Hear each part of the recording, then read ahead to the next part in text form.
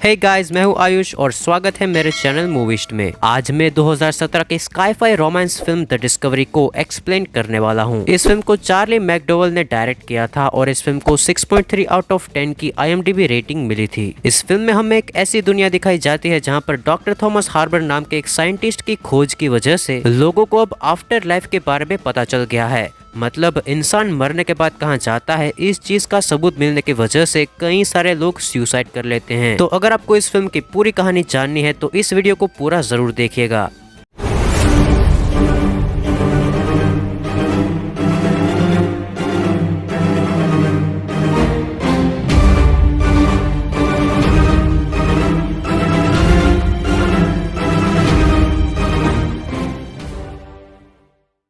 Film की शुरुआत में हम डॉक्टर थॉमस हार्बर को देखते हैं जो कि एक न्यूरोलॉजिस्ट साइंटिस्ट होते हैं। उन्होंने कई सालों के एक्सपेरिमेंट्स के बाद आफ्टर लाइफ की डिस्कवरी कर ली थी कि इंसान मरने के बाद एक अलग दुनिया में चला जाता है और वो दुनिया हमारी दुनिया जैसे ही होती है, बस हमारी दुनिया से थोड़ी बेहतर। और डॉक्टर थॉमस ने इस डिस्कवरी को पूरी दुनिया में सबको बता दिया था और इसी वजह से जो लोग काफी दुखी और डिप्रेस्ड होते हैं वो लोग एक बेहतर जगह पर जाने की इच्छा से सुसाइड कर लेते हैं। इनफैक्ट लाखों लोगों ने इस डिस्कवरी की वजह से सुसाइड कर लिया था। डॉक्टर थॉमस को हम एक इंटरव्यू देते देखते हैं जिसमें वो लोगों को बताते हैं कि आफ्टर लाइफ एक्चुअल में है क्या। उस इंटरव्यू में वो बताते हैं कि एक इंसान के मरने के बाद उसकी कॉन्शियस माइंड की ब्रेन फ्रीक्वेंसीज एक दूसरी रियलिटी में चली जाती हैं। लेकिन तभी इस इंटरव्यू के दौरान एक आदमी डॉक्टर थॉमस को थैंक यू कह के अपने आप को शूट करके सुसाइड कर लेता है। जिसके बाद हम डॉक्टर थॉमस के बेटे विल को देखते हैं और वो भी एक न्यूरोलॉजिस्ट साइंटिस्ट होता है। वो भी अपने पिता के साथ इसी प्रोजेक्ट में काम कर रहा था। लेकिन जब लोग सुसाइड करना शुरू करते हैं तो उसे गिल्टी फील होता है और इसी वजह से उसने इस प्रोजेक्ट को छोड़ दिया था। वो उस प्रोजेक्ट को भी बंद करना चाहता था लेकिन उसके पिता उसे ऐसा नहीं करने देते, इसलिए विल अपने डैड से दूर रहता है। इस बात के 2 साल बाद जब डिस्कवरी प्रोजेक्ट की 2nd एनिवर्सरी थी तब विल एक फेरी में बैठ के अपने डैड के पास वापस जा रहा था। उस फेरी में विल की मुलाकात एक आयला नाम की लड़की से होती है। उस लड़की को देखते ही विल कहता है कि तुम मुझे जानी पहचानी लग रही हो। वो दोनों आपस में बातें करना शुरू करते हैं और जिस आइलैंड में ये दोनों जा रहे थे वहां पर पहुंचकर इन दोनों की छोटी सी जर्नी खत्म होती है। जिसके बाद जब आयला वहां से गुजरती गाड़ियों से लिफ्ट मांग रही थी तब विल उसे बताता है कि बचपन में उसका एक्सीडेंट हुआ था जिसमें वो लगभग 1 मिनट के लिए मर गया था और उसके दौरान उसने बीच में एक लड़की को देखा था जिसे वो जानता तक नहीं था। जिसके बाद आयला वहां से लिफ्ट मांग कर चली जाती है और उसके बाद विल को उसका भाई टॉबी लेने आता है और वो विल को एक मेंशन में ले जाता है जहां पर डॉक्टर थॉमस छुप कर रह रहे थे, क्योंकि डिस्कवरी के बाद जो लोग सुसाइड करने लगे थे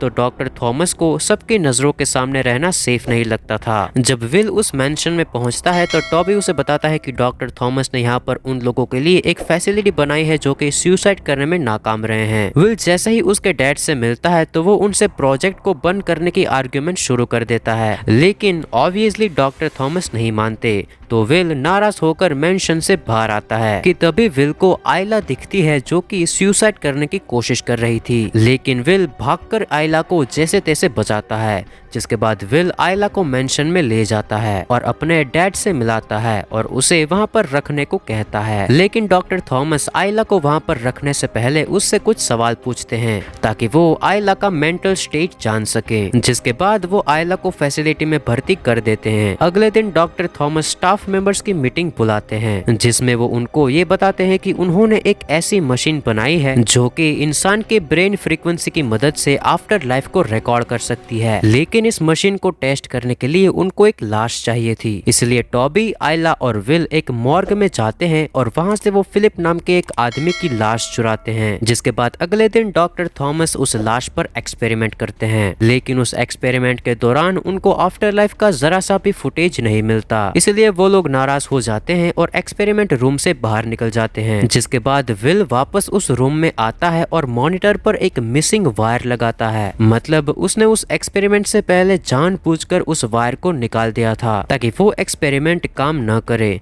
क्योंकि वो नहीं चाहता था कि उसके पिता का ये प्रोजेक्ट सक्सेसफुल हो। वो पहले से ही इतनी सारी गिल्ट में था कि उस प्रोजेक्ट की वजह से इतने सारे लोगों ने सुसाइड कर लिया है। उस मॉनिटर पर वायर फिर से लगाने की कुछ देर बाद उस मॉनिटर पर कुछ ब्लैक एंड व्हाइट फुटेज दिखती है और वो फुटेज फुटेज फिलिप के आफ्टर लाइफ का एक्सपीरियंस था। मतलब मरने के बाद फिलिप द लाश की ब्रेन की फ्रीक्वेंसी एक अलग टाइम में चली गई थी। विल उस फुटेज को देखने लगता है। उस फुटेज में फिलिप ड्राइव कर रहा होता है और एक हॉस्पिटल में पहुंचता है। उस हॉस्पिटल में फिलिप एक कमरे तक पहुंचता है और उस कमरे से एक औरत बाहर आती है और फिलिप से बातें करने लगती है और वो फिलिप को वहां से जाने को कहती है। विल इस फुटेज को देखकर समझ नहीं पाता कि उसने ये आखिर क्या देखा, इसलिए विल उस हॉस्पिटल को ढूंढता है और वहां पर जाता है। विल उस फुटेज को फॉलो करता हुआ उस कमरे तक पहुंचने की कोशिश करता है जहां पर फिलिप गया था, लेकिन उसे वो कमरा नहीं मिलता क्योंकि वो फुटेज लगभग 10 साल पुरानी थी और इसलिए वो हॉस्पिटल रीमॉडल हो चुका था। ये देखकर विल वापस घर आ जाता है। अब अगले दिन डॉक्टर थॉमस सब लोगों की एक मीटिंग बुलाते हैं और डॉक्टर थॉमस लेसी नाम की एक स्टाफ मेंबर को वहां से निकाल देते हैं क्योंकि वो डॉक्टर थॉमस के मशीन की नाकामयाबी की बातें दूसरे लोगों को बता रही थी। इसी दौरान विल और आयला और भी करीब आते हैं और विल आयला को उस फुटेज के बारे में भी बताता है और विल आयला को कहता है कि उसे लगता है कि ये मशीन इंसानों की कोई पुरानी याद रिकॉर्ड करती है, ना कि उसकी आफ्टर लाइफ। अब इस बात को कंफर्म करने के लिए वो एक रात उस हॉस्पिटल में चुपके से जाते हैं और फिलिप के रिकॉर्ड्स ढूंढने लगते हैं और फिलिप सरनेम से उनको फिलिप के पिता का नाम मिलता है जो कि इसी हॉस्पिटल में 10 साल पहले गुजर गए थे। तभी आयला उस फुटेज को देखते हुए नोटिस करती है कि जो टैटू उसने फिलिप की लाश के हाथ में देखा था वो टैटू फुटेज में बिल्कुल अलग था और इस चीज से विल और आयला इस नतीजे पर पहुंचते हैं कि शायद आफ्टर लाइफ एग्जिस्ट करती है। जिसके बाद वो दोनों उस औरत को ढूंढने लगते हैं जो उस वीडियो में फिलिप को वहां से जाने को कहती है और हॉस्पिटल के रिकॉर्ड से पता चलता है कि वो औरत फिलिप की बहन है। जिसके बाद वो दोनों उनके एड्रेस तक पहुंचते हैं और उस औरत के घर पर आते हैं। वो दोनों उस औरत से फिलिप के बारे में पूछते हैं और उस औरत से बात करने पर उनको पता चलता है कि फिलिप उस समय उसके पिता से मिलने हॉस्पिटल आया ही नहीं था और इस बात को सुनकर विल श्योर हो जाता है कि फिलिप अब एक आफ्टर लाइफ मतलब एक अल्टरनेट रियलिटी में ही है। और इस दौरान विल और आयला एक दूसरे से और भी करीब आते हैं और एक दूसरे से अपने इमोशंस शेयर करते हैं, जिसमें विल आयला को बताता है कि उसकी माँ ने सुसाइड कर लिया था क्योंकि उसके डैड इस डिस्कवरी के एक्सपेरिमेंट में इतने बिजी थे कि वो उसकी माँ के लिए टाइम ही नहीं निकाल पाते थे और इसलिए उसकी माँ ने उनकी एनिवर्सरी के दिन ही सुसाइड कर लिया था। और ये भी एक कारण था कि विल ने उसके पिता डॉक्टर थॉमस के साथ काम करना बंद कर दिया था। और आयला बताती है कि उसका एक 5 साल का बेटा था। वो एक दिन बीच में घूमने गए थे और जब आयला की आंखें सिर्फ थोड़ी देर के लिए ही बंद हुई कि उसका बेटा समंदर में डूबकर मर गया और इसी वजह से वो उस दिन सुसाइड करने की कोशिश कर रही थी। अगले दिन डॉक्टर थॉमस खुद को ही उस मशीन से कनेक्ट कर लेते हैं ताकि वो आफ्टर लाइफ को प्रूव कर सके। अब यहाँ पर डॉक्टर थॉमस मरे नहीं थे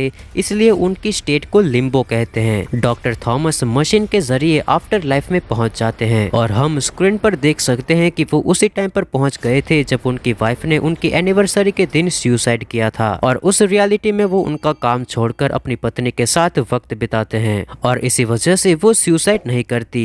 मतलब यहाँ पर डॉक्टर थॉमस अपनी लाइफ की सबसे बड़ी गलती को अल्टरनेट रियलिटी में सुधारने की कोशिश कर रहे हैं। होश में आने के बाद डॉक्टर थॉमस विल और टॉबी को आफ्टर लाइफ के बारे में समझाते हैं कि आफ्टर लाइफ एक्चुअल में एक दूसरी लाइफ है, एक अल्टरनेट रियलिटी हमारी ही इस लाइफ की, और मरने के बाद इंसान उस रियलिटी में जाता है अपने उस गलती को सुधारने के लिए जो उसे लगता है कि उसकी लाइफ की सबसे बड़ी गलती थी और इस तरीके से उनको अपनी लाइफ फिर से बेहतर तरीके से जीने का मौका मिलता है। और इस तरह फिलिप को भी इस चीज का पछतावा था कि वो उस दिन हॉस्पिटल में अपने पिता को मिलने नहीं गया और इसलिए उसकी आफ्टर लाइफ में वो उस हॉस्पिटल में अपने पिता को मिलने जाता है। और इसी वजह से अब ये डिस्कवरी और भी खतरनाक हो गई थी क्योंकि अगर लोगों को पता चल गया कि वो अपने आप को मारकर अपनी गलतियां सुधार सकते हैं और वो अपने मरे हुए लव्ड वंस को फिर से मिल सकते हैं तो सुसाइड रेट्स और भी बढ़ने लगेंगे। इसलिए वो तीनों ये डिसाइड करते हैं कि वो इस मशीन को डिस्ट्रॉय कर देंगे। और जब डॉक्टर थॉमस इस प्रोजेक्ट के बंद होने के बारे में सबको बता रहे होते हैं तभी वहाँ पर लेसी आ जाती है और आयला को शूट कर देती है और उसे मारने के बाद लेसी कहती है कि मैं उसे मार नहीं रही हूँ बल्कि उसे रिलोकेट कर रही हूँ। इसका मतलब हमें आगे पता चलेगा। अब आयला विल की जिंदगी में नहीं थी ये जानकर विल को बहुत दुख होता है, जिसके बाद वो उस मशीन वाले कमरे में जाके किसी को बिना बताए खुद को मशीन से कनेक्ट कर लेता है ताकि वो आयला से मिलके उसे शूट होने से बचा सके और उसके साथ एक अल्टरनेट रियलिटी में जी सके।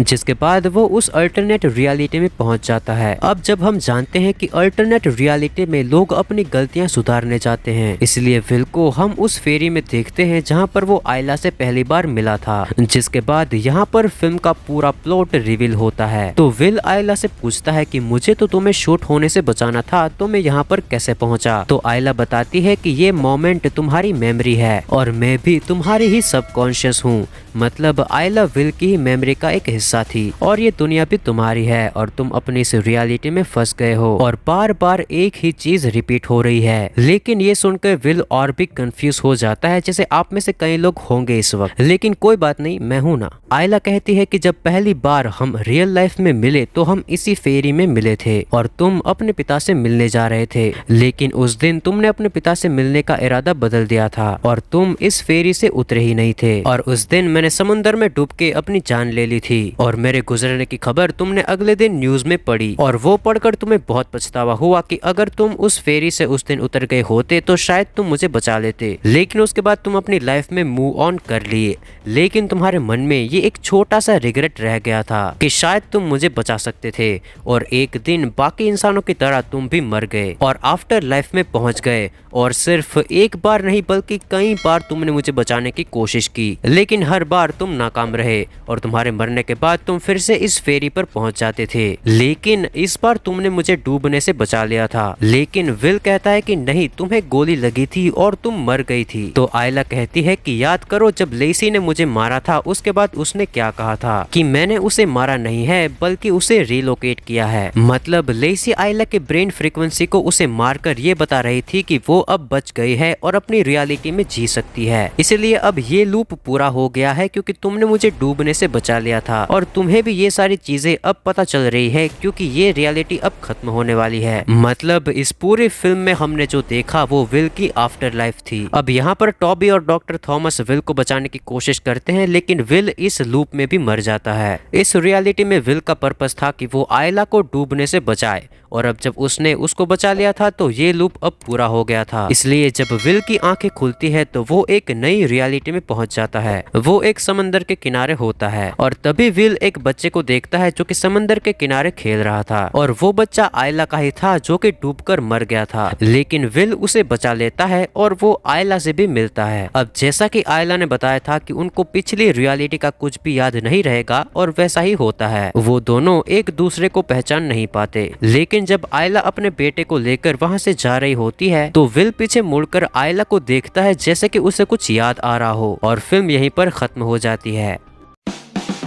तो बस यार दोस्तों, आज के लिए इतना ही। अगर वीडियो पसंद आ गई है तो इसे लाइक और शेयर कर दें और बहुत ज़्यादा पसंद आ गई हो तो मेरे चैनल को सब्सक्राइब कर देना। तो बस आपसे जल्दी मुलाकात होगी अगले वीडियो के साथ। तब तक के लिए टेक केयर, बाय बाय।